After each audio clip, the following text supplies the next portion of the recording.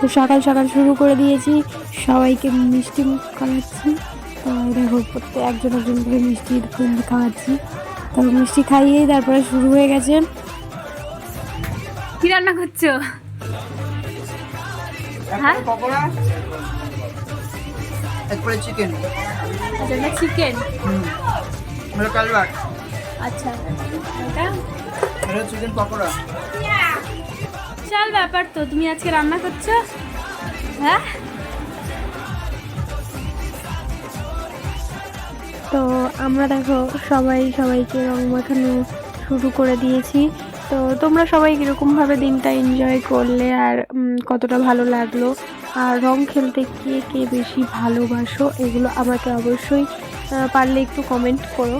তো আমিও জানতে পারবো আসলে, তো তোমাদের সাথে গল্পও করতে পারবো সে বিষয়ে। তো তোমরা তো কেউ কমেন্ট করো না বা সে বিষয়ে কিছু জানাও না, ওই জন্য বেশি গল্পও করা হয় না। তো যাই হোক, দেখো আমরাও কিন্তু অনেক এনজয় করছি।